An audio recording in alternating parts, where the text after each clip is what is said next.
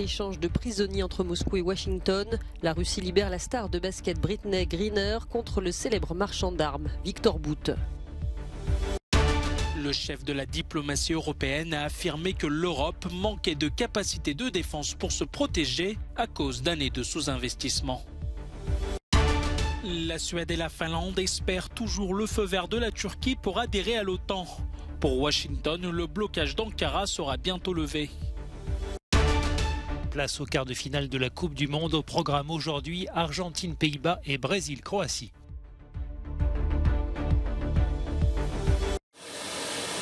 Sur ce tarmac d'Abu Dhabi, un échange de prisonniers digne de la guerre froide. À gauche, cheveux ras, la championne de basket américaine Brittney Griner. Elle a retrouvé la liberté en échange de celle du célèbre marchand d'armes russe Viktor Bout.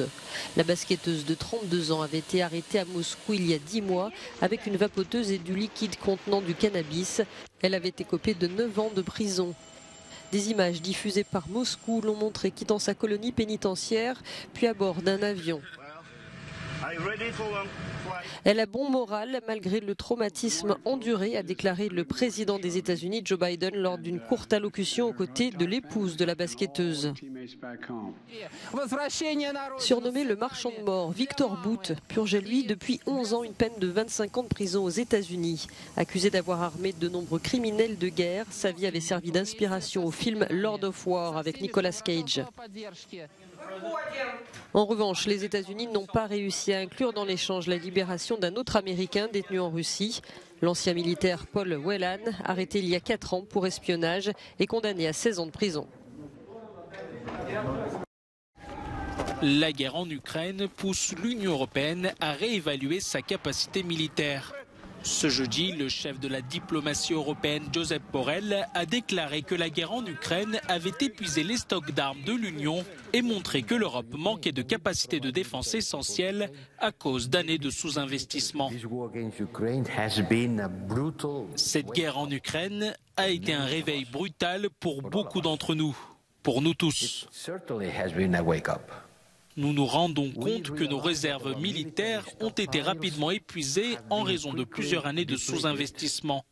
Je sais que l'opinion publique préfère le beurre au canon, mais pendant des années, nous avons été en situation de sous-investissement.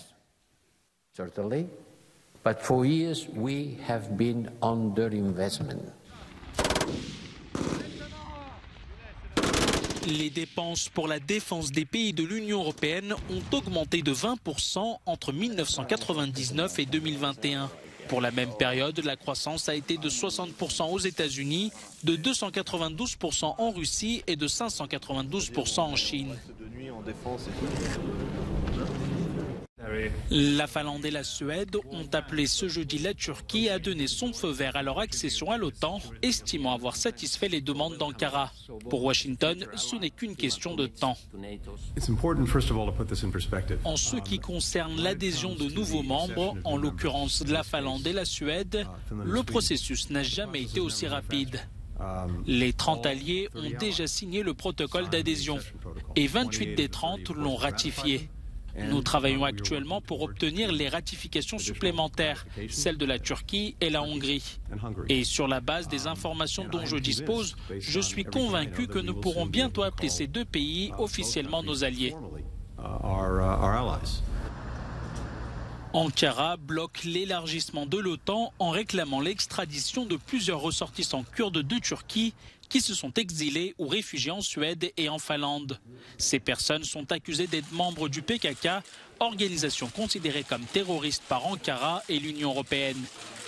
À la suite de l'invasion de l'Ukraine par la Russie, la Finlande et la Suède avaient présenté en mai une candidature commune en vue d'intégrer l'Alliance Atlantique.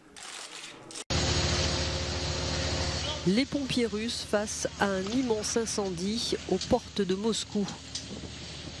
Le feu a démarré dans la nuit de jeudi à vendredi dans le centre commercial Mega Khimki au nord de la capitale russe. Il se trouve à 7 km de l'aéroport international de Sheremetyevo. Le sinistre s'étend sur 7000 m². Selon les médias, une personne est décédée. Les services d'urgence russes ont déjà évoqué une piste criminelle pour expliquer l'origine de l'incendie. Un grand réseau de passeurs soupçonnés de faire entrer sur le territoire européen des migrants clandestins a été démantelé. Coordonnés par Europol, les polices de la Pologne, d'Allemagne et des pays baltes ont procédé mercredi à plusieurs interpellations. Varsovie a également renforcé ses contrôles à la frontière. Ce sont de nouvelles arrestations. Les gardes frontières ont déjà interpellé 39 personnes cette année. Il s'agit des organisateurs et des personnes opérant à différents niveaux de la hiérarchie de ce groupe criminel. Ces gens ne se connaissaient pas forcément, ils ne savent pas qui intervient à quel niveau.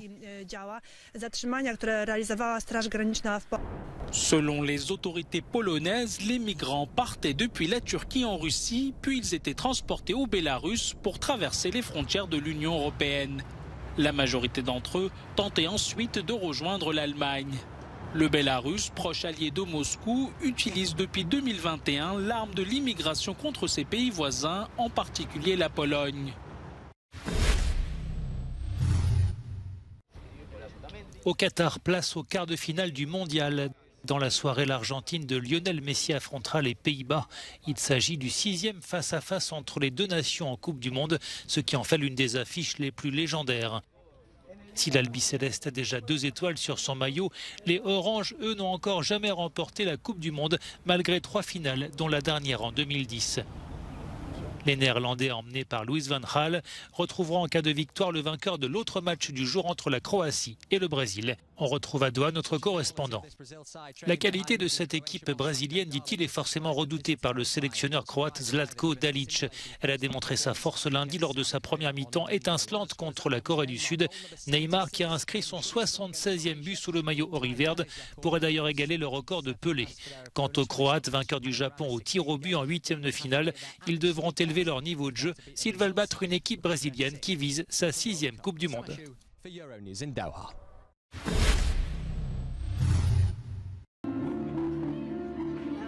Le phare de l'espoir, Beacon of Hope, c'est le nom d'une des œuvres présentées dans le cadre de la Fête des Lumières à Lyon. Installée dans les jardins de l'Institut Lumière, elle a été réalisée par l'artiste écossais Craig Morrison. L'éclairage a été conçu en partenariat avec un artiste local, Émilien Guénard. L'installation se veut participative, la population locale a été invitée à s'impliquer dans sa création. Une structure en bois a été habillée d'une seconde peau à base de couture et de peinture. L'œuvre s'inspire de l'histoire des soieries lyonnaises, mais aussi de l'histoire de jeunes migrants. C'est vraiment très inhabituel de s'engager avec des participants locaux et aussi avec des jeunes migrants et de les amener à travailler ensemble et à se comprendre. Une personne doit tenir l'échelle pendant qu'une autre monte et ajuste une pièce de lumière. C'est une expérience vraiment très positive, une façon de travailler en toute humilité. Habituellement, leur histoire n'est qu'une nouvelle dans l'actualité, alors que là, on les rencontre vraiment. Le projet est aussi européen. Il implique 2 autres villes, Eindhoven aux Pays-Bas et Jyväskylä en Finlande, qui ont également des festivals de lumière.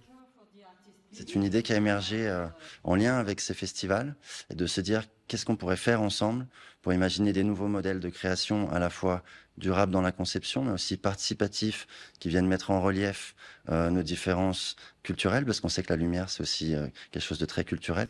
Le projet se veut un modèle d'avenir pour d'autres événements de ce type à travers le monde. C'est probablement l'avenir de ce type d'événement, d'être plus collaboratif, d'être plus durable, plus inclusif, plus participatif, de travailler avec les communautés directement dans les quartiers et de faire les choses ensemble. Donc oui, nous pensons que c'est l'un des futurs possibles pour les festivals de lumière dans le monde.